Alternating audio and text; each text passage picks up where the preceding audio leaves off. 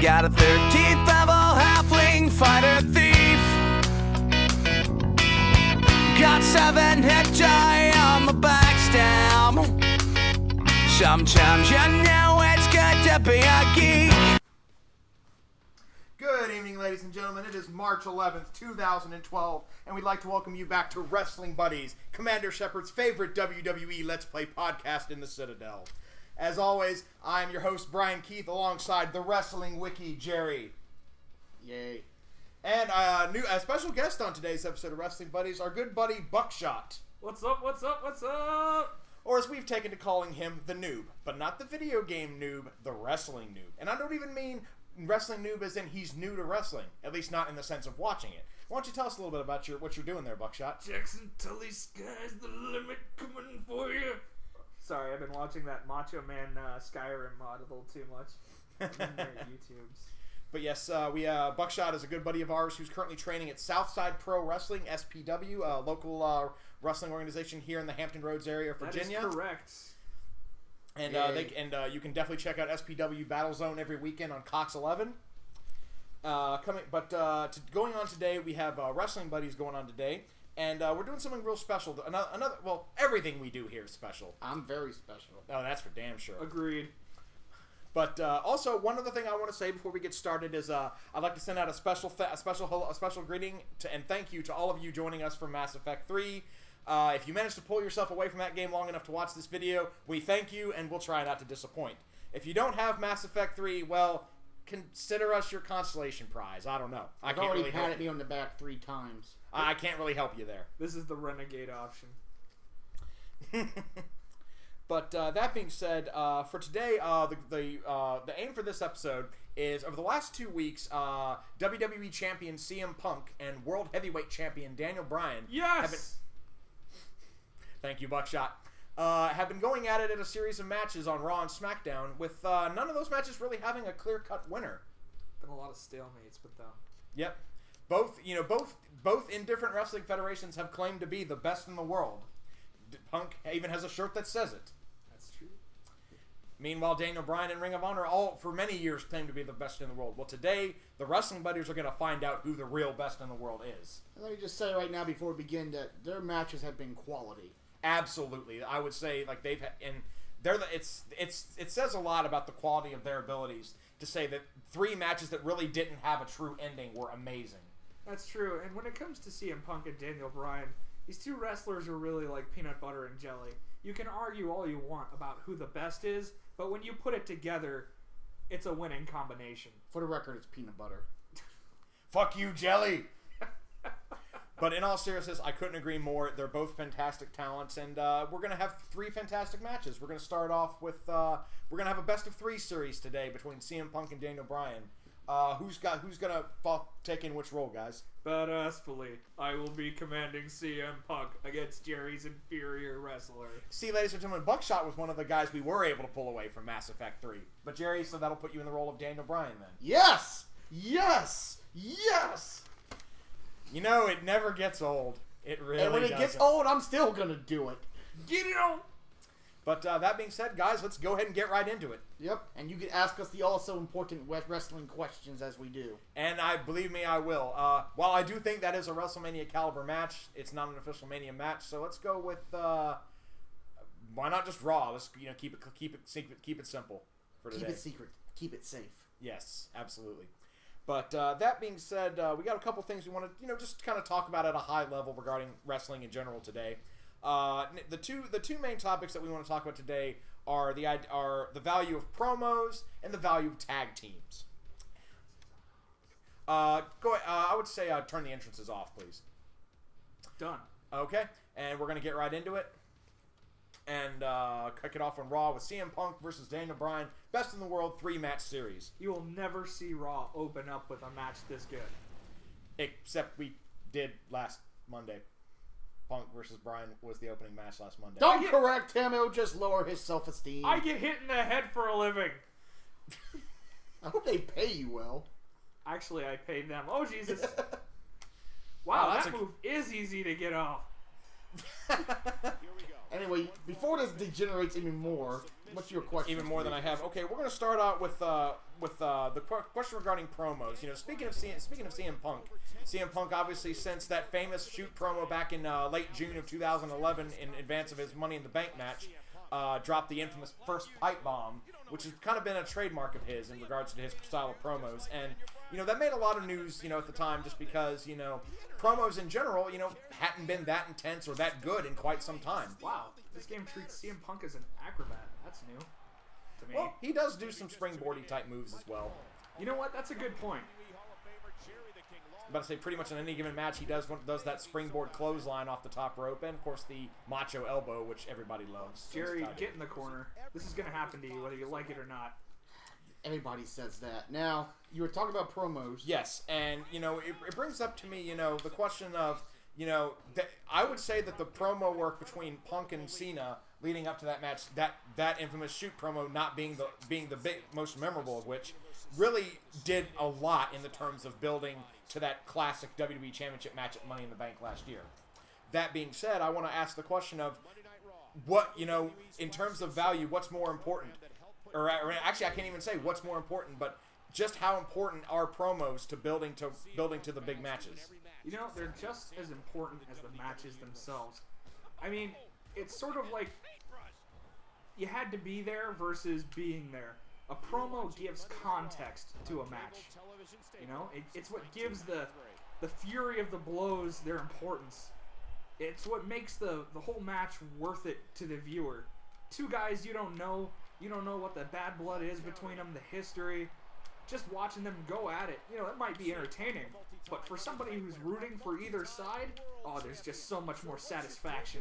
Yep, it kind of makes you think about the about how, like, you know, with quote unquote real sports, you know, there's a sense of, you know, when you're watching a football game and you don't really care who wins, you're typically watching it very lackadaisically, and you don't really care that much about it. It just happens to be on the TV, may even just be background noise. But then you look at a match like between Punk and Cena where you have a genuine emotional investment in it. Like a match between me and Jerry. Yes, absolutely. He's a jerk. He keeps hitting me. But in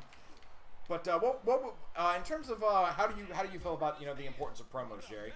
Well, they have a term for certain promos, and it's called the money promo, you asshole. It's called the money promo.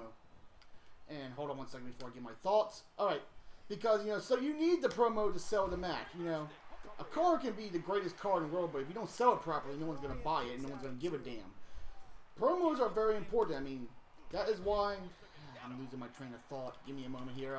Wrestling sells, but who's buying? Wrestling sells. Yeah, wrestling sells, but who's buying? I mean, you speak, people will come. You know, if you build it, they will come, and they sit down and Field of Dreams, and it means well for a wrestling match as well. You gotta build a wrestling match. Absolutely. You gotta. Punk You gotta with the be Anaconda kidding me. Vice. Is it going to be over? No, it's not over. Bryan fights his way out of the Anaconda Vice. That's an amazing move there. And it's amazing. It's amazing what great promo work can do for a mediocre match. Absolutely. It can make a mediocre match into something important. And the promo could mean everything to someone's career. Roddy Piper, one of my favorite wrestlers of all time, if he hadn't been a good mic man the way he was, where would he have gone? Well, another case in point, one of my favorite guys, Dusty Rhodes. His promo strength was way stronger than his actual wrestling strength. He was not that great in the ring, in my opinion. But on the promo, he was magic, and he made people want to see him go up against the villainous Ric Flair. And to add to that, we'll even say, if it weren't for good promos, the Attitude Era may never have begun. That's true. Needless to say, all I have to say to the audience, to anybody watching this video, is Steve Austin, King of the Ring, and they instantly know exactly what I'm talking about. And if it wasn't for that promo, the Stone Cold character may never have come to pass, and hell, for all we know, the Attitude Era as we knew it may never have existed. For the record, Stone Cold Steve Austin, one of the biggest badasses to ever come to popular public wrestling. Absolutely. I mean, the salute. He's telling people he's number one twice. There you go. You know what the interesting thing about Austin is as great and amazing and awesome, all of it true, his work in WWE was on the mic. I thought his work on the mic at ECW was better. if anything, his work in ECW was a precursor of what he was going to get done in the WWE. But as I recall, Jerry, to reference the Wrestling Wiki, if I may, Steve Austin's stint in ECW at the time was not a very long one, was it? It was not very long. It was long enough, though. He was pissed off. He was frustrated. He needed an outlet. Paul E. gave him an outlet, and he used it to his full potential. It's fun. My favorite promo of all time of Steve Austin's comes from ECW, not WWE. And the funny thing is it's when you think about the history of ECW, aside from being, the hardcore heaven that it was, a lot that ended up being a wrestling organization that a lot of folks came to air their dirty laundry in a way, because Steve Austin did that. I'm not sure. I'm sure you may or may not remember this, but I actually recently came across a promo from Matt Bourne, better not to be confused with Evan Bourne, but Matt Bourne being the original Doink the Clown, where he basically Born Again. Yes, Born Again, exactly. So, I should have known you would know that. Of course I knew it, but it's not just Austin ECW. Mick Foley really sharpened his promo skills in ECW with his Kane Dewey promo. So yeah, promos is important, and promos is something I think a lot of wrestlers these days need to work on. Absolutely. And they really aren't, and that's a problem. Right. I really feel like, that, I do see hints of greatness in promos these days. The pretty lengthy dialogue between Punk and Jericho over the last couple weeks has gotten better and better, I think. Between Punk and Jericho? Yes. Oh yeah, their one exchange, what was it, 2 weeks ago, where they're both arguing about being the best in the world? Yes. Was fantastic. And what that match needed, that's a case in point. I went on the internet after that promo, and a lot of people who were not actually all that excited about that match, if you can believe it, were won over by that promo. So that's a good case in point. And that's their loss if they weren't already excited, because, again, two great... But again, as Buckshot alluded to, two great talents is one thing, it's entertaining, but without a promo, what does it mean? That's another thing that I'd like to elucidate on, is that not every wrestling match is going to be between a heel and a face.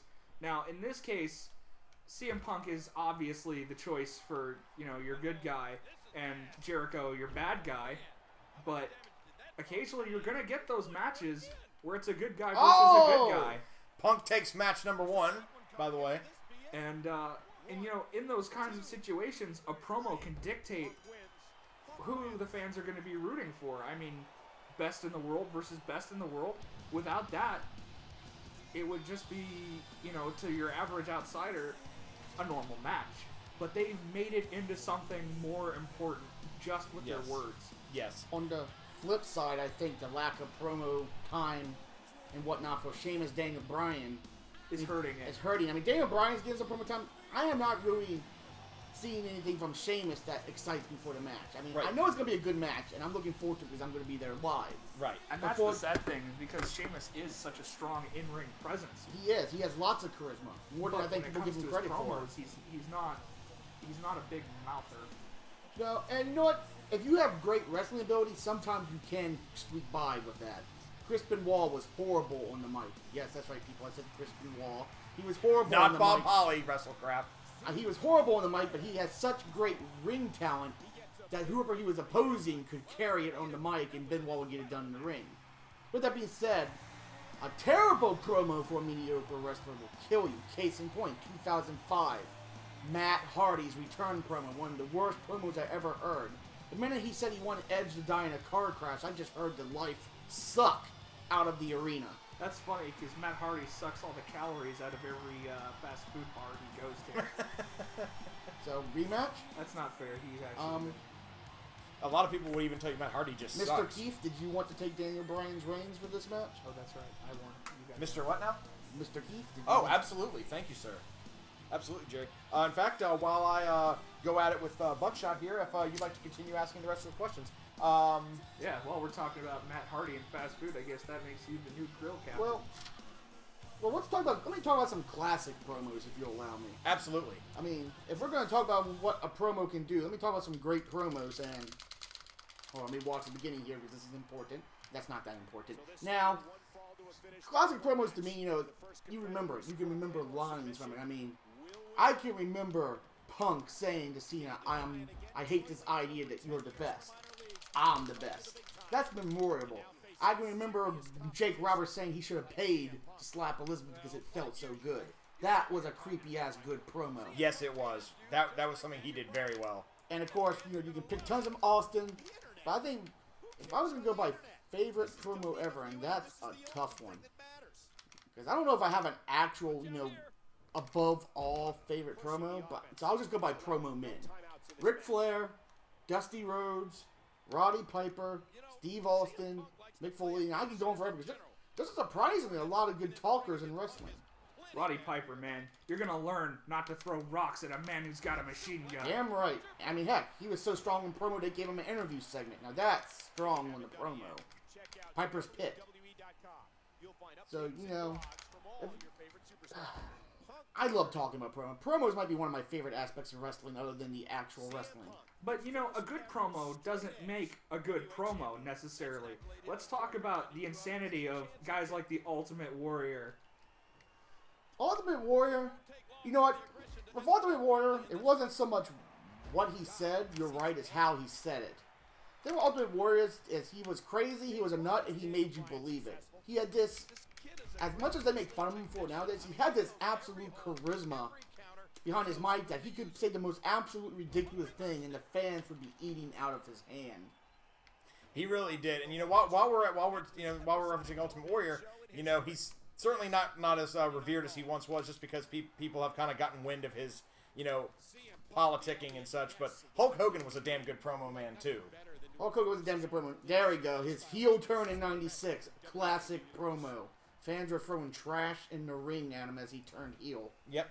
And he made no mistake about what he thought of the fans. Oh, you fans can stick it, brother. But he could really get the fans on his side. I mean, let's talk about the Piper's Pit with Hulk Hogan and Andre the Giant. You can't leave with him, brother. Don't you know what he's done to this business? What he's done to the fans? I mean, just absolutely had the fans on his side because, the betrayal by Andre was such a big deal. It was so bad for him because they had been such good friends. You know what promo people I appreciate sometimes, though? The low-key ones. The Jake Roberts and the Arn Anderson. Yep. The ones who can barely speak above a whisper that makes you lean in to hear what they say, and then you realize it's worth hearing what they say because how important the words are. Arn Anderson was a spellbinder on the mic. We have people like that in SPW. We have, we have the soft-spoken psychopath, Pat Cusick. It's not how loud you say something. The impact is determined by what you're saying. Right, and, we just talked about bad promos and how bad Matt Hardy was a moment ago. Back in the day, there used to be a solution for bad promo people. And it's a very easy solution, and WWE should invest in it. It's called managers who can speak. If you have a guy who cannot speak on the mic, you give him a manager who can. Sorry, I said SPW. Pat Cusick is actually NWA Fusion talent, ladies and gentlemen. Well, correction noted. I mean, case in point, the British Bulldogs, Davey Boy Smith and Dynamite Kid, great wrestling talent. Back in the 80s, sucked on the microphones. What did they do? They gave him Captain Lou Albano. And if it wasn't for Captain Lou Albano speaking for him, there would have been huge problems early on. I think the manager needs to be brought back. And honestly, going to that note, Jerry, and some people may not like this, but I honestly think Vicky Guerrero is doing a wonderful job as a manager. She gets the job done. She gets the job done, but I think there could be better options. I mean, when I say better options, I don't have something specific in mind. But, I think Vicky's over as a heel. But I don't think she's really doing any favors for the men she's managing. That I can argue. But we talked about promos for a while now. We have two subjects. I'll end that topic on one note, which is that in my opinion, as much as I appreciate all the heel heat that Vicky Guerrero is getting, Dolph Ziggler doesn't need her help to get that. No, he doesn't. Because he can talk pretty good on that kind of stuff all by himself. Dolph Ziggler's graduated from the School of Hard Knocks. He doesn't need any more instruction. I could agree more. But, Jerry, you wanted to move on to a different topic, and let's do that. Yeah, this match is great and all, Daniel Bryan versus CM Punk. It's a great singles match. There's been a lot of great singles matches over the years. But the problem with that statement is, I don't have many favorite matches in the past 5 years that have been tag team matches. The state of tag team wrestling is terrible right now, mainly in WWE. What? I mean, what the hell happened to tag teams? I really don't know, and I would say like over the last 5 years, maybe even longer than that, WWE and TNA, even TNA has become guilty of this, and TNA was once one of the few people I felt, man, that's like the 80th neckbreaker, can actually do good, tag teams. But now both WWE and TNA have kind of gotten into this the sense of they pick their tag teams basically the same way that I picked my lab partner in science class in the 8th grade. Kind of a names out of a hat kind of thing. Sorry about all the neck breakers, by the way. That's okay. He's not that sorry. It's quite. Oh! Wow, we're already out of. That's actually already the end of the best of the. And that's already 2 out of the 3 series. We're gonna do the 3rd match anyway, just because I say so. Daniel Bryan said it best on his pants. Everybody taps. Yep. Everybody tap. But back to tag teams. I mean, I love tag team wrestling. I've made this known for a while now. I mean, I can name forever tag teams I love to watch: Rock and Roll Express, Midnight Express, the Sheep Herders, the Fantastics, Demolition, Road Warriors. I mean, the Rockers. I mean, the Hart Foundation. So many classic tag teams over the years. I mean, heck, even the Four Horsemen were pretty much a tag team with Arn Anderson and Tully Blanchard holding the titles. And that wasn't 2 men thrown together. That was 2 men in a stable. That's different. That works. Tag teams are really kind of an opposite philosophy from singles wrestlers. With singles wrestlers, you really have to kind of have, the brand recognition. You have to have your 5 moves of doom. With the tag team, it's opposite day. You have to be dynamic. You have to keep the audience guessing what you're going to do. You always have to do something fantastic. And when they come out with their signature moves, when they come out with something recognizable from their singles career, then, it really gets a pop reaction from the fans because, oh, hey, that's what they do. That's their trademark thing. Absolutely. And, one other thing, speaking of things that, on that topic, there is one federation out there that I think is doing a good job with tag teams. They're not, and make no mistake, I have plenty of problems with Ring of Honor, but one thing I think Ring of Honor has been doing very well in the last couple of years is actually I would say even from going back to their inception a number of years ago, is creating and building great tag teams. Tag teams like the Briscoe Brothers, tag teams like, and tag teams like the world's greatest tag team, Benjamin and Haas, that they brought in from were formerly a WWE team together. Which A1 Zach Hilton and Jeff Early defeated. That is by disqualification, but a defeat nonetheless. Better than the world's best tag team. Yes, but those guys were great. One of your favorites, Buckshot, the Motor City Machine Guns, are a fantastic team. Absolutely. And even the more recent teams that ROH has, guys like, Caprice Coleman and Cedric Alexander, Adam Cole and Kyle O'Reilly, the thing that's, feeding off what you just said, Buckshot, about how these teams were so dynamic, as I often joke that Ring of Honor tag team finishing moves aren't so much wrestling moves as they are Street Fighter Ultra combos. It's like, I'm going to do a drop kick into a tornado DDT into a guillotine chokehold. It's just ridiculous, and it's awesome. Those are kinds of things that you can only do when you have those many bodies in the ring at once. And I think it's not so much just Ring of Honor. Ring of Honor is fantastic. It's a great promotion. But I think this is a symptom of the neglect by the larger corporations that we're seeing tag team really kind of flourish in the indie wrestling circuit as, a whole. Right. And not only is that the kind of thing you can only do with that many bodies in the ring, but it's also the kind of thing you can only do when you have teams that have chemistry together. Exactly. And that's how you get those butts in those seats. I mean, it's hard to compete with the big names, to get people to come out and pay money for what they could just DVR for free each week. But they're really, like you said, the WWE, the TNA, they neglect the tag teams almost entirely. Yeah. Like, they get about as much time as the Divas. Pretty much. Honestly, hell, I think the Divas get more time than they do sometimes. Sometimes. But if I may interject real quick, Jerry, did you want to wrestle me in the last match, or do you Sure. want? Okay. Let's make it Who were easy. you last time again? I was Daniel Bryan. I'll keep on being Daniel Bryan. Oh, you sure? I'm sure. Okay. So that being said, in the meantime, You heard it from the horse's mouth, folks. Buckshot, I'll let you take over the notes there. Keep that in mind when you see me in the ring. I'm always the on first thing top. about TNA's treatment of tag teams is one of the most successful money makers in recent years was a tag team in Beer Money. So to see them treat tag teams the way they do now, it's kind of discouraging. Yep. And, and the thing about it is, wrestling writers these days, I feel, have a bad tendency of, they try to create dramatic moments by having the tag teams do the breakups and go on to singles careers. My problem with that is, I'm sure what they're going for there is they want to create the barbershop with the Rockers. Yeah, I was just about to say that. Not every tag team can be, Shawn Michaels and what's his Marty name? Jannetty. Marty Jannetty, that's And the thing is the reason why that was so traumatic is the Rockers had been a tag team for 6-7 years at that point. They've been a tag team for a while at that point, And you're right. I mean, when you make a makeshift team and you just have to break up 5-6 months later, it does not have the same emotion. Our truth. It does not have the same emotional investment. Whereas that barbershop scene that most people will just never forget, that had true emotional impact. Never forget that launched Shawn Michaels' singles career, for crying out loud. Absolutely. I mean, not only an important moment for Shawn Michaels' career, but a very classic wrestling moment. And can I just say that Shawn Michaels, when you talk about tag team wrestling, his name just keeps coming up in those dramatic moments. I mean, look at what we've got going on right now. Triple H, Shawn Michaels, former members of, DX, now look at them at each other's throats over insults, over comments made about this whole Undertaker situation with the WrestleMania coming up. Absolutely. And there's a reason they call him Mr. WrestleMania. Absolutely. So, what is it about tag team wrestling and tag teams that we love so much?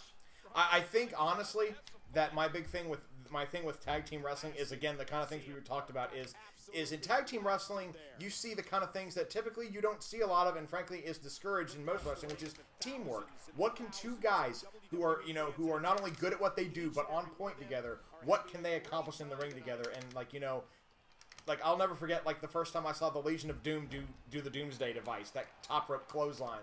I was blown away by that move. I to this day I still think it's awesome. And it's just, and again, the Ring of Honor Ultra combos I referred to earlier. It's a case of seeing, it brings a team sport aspect to wrestling that, without it is just not there.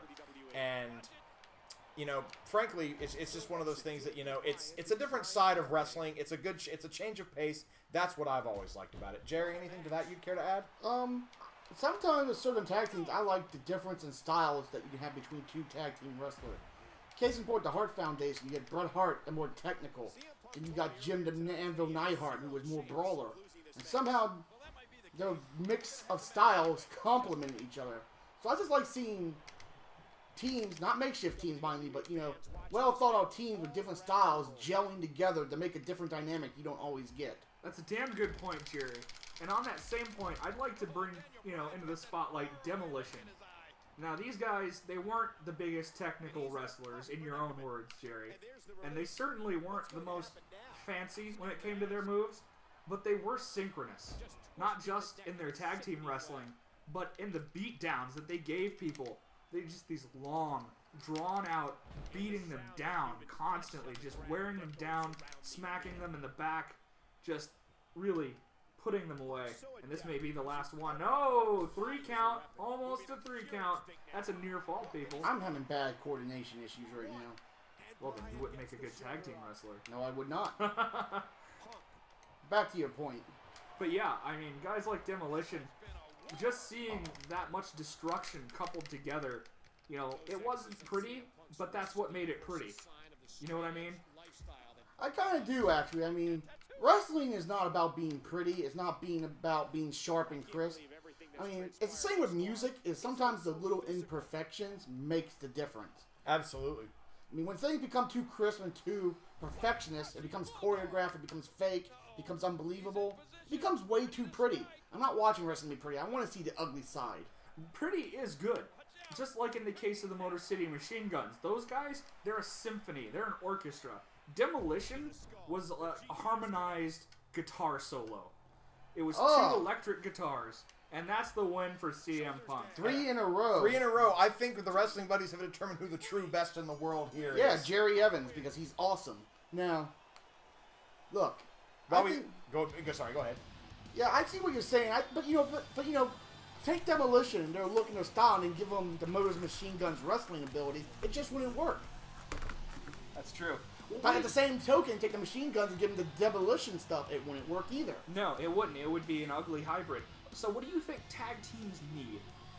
More than anything, I think you said it best, Buckshot. Tag teams, you said it best. What WWE has been doing is neglecting them. WWE has neglected the tag team division for the longest time. I keep hearing, I heard, back over the summer that Triple H was going to start making the tag team division more of a focus, and I'm not seeing it. I feel like with Air Boom, they were starting to market that a little bit until Evan Bourne decided to go toke up in the backstage area with R-Truth. But that being said, I feel like if the sad part is unfortunately it seems like based on what I see on television, WWE doesn't care about the tag team division. So I have to caveat what I'm about to say with that.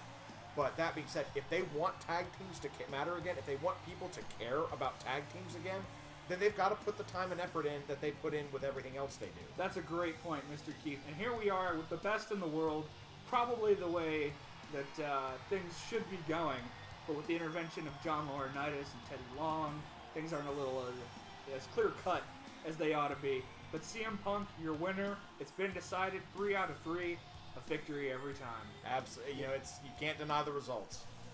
No, you can, and you can't deny that tag team wrestling now is unfortunately on the wayside.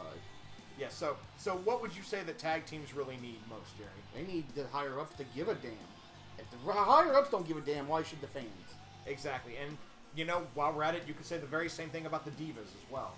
I can say a lot of things about the Divas, but just so certain people don't hit me, I won't. And because... Sorry. I forgot to tell you guys Natalya was here as well. Thank you, Natalya.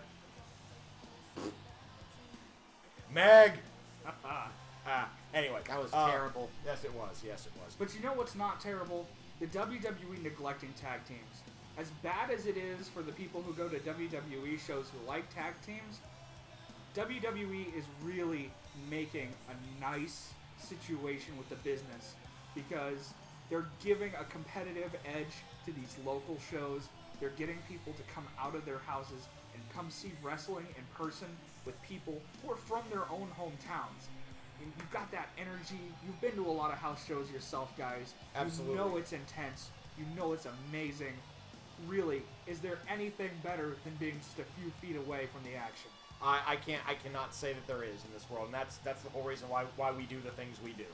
That is exactly true. There's nothing like being there live, folks. If you haven't been to wrestling live, you're missing out. Go do it. And just to end the show, one final question so people don't have to look at this CM Punk screen for too much longer. We've been talking about promos the first half. Name a promo guy you can listen to forever. Roddy Piper. Roddy Piper. Roddy Piper. God damn. 3-0 for Roddy Piper. Roddy Piper, you're the man. We're the wrestling buddies. That's absolutely right. And, we thank you guys for joining us again. We are the Wrestling Buddies. I am Bryan Keith. He is the Wrestling Wiki Jerry. This is Buckshot the Noob, as we call him.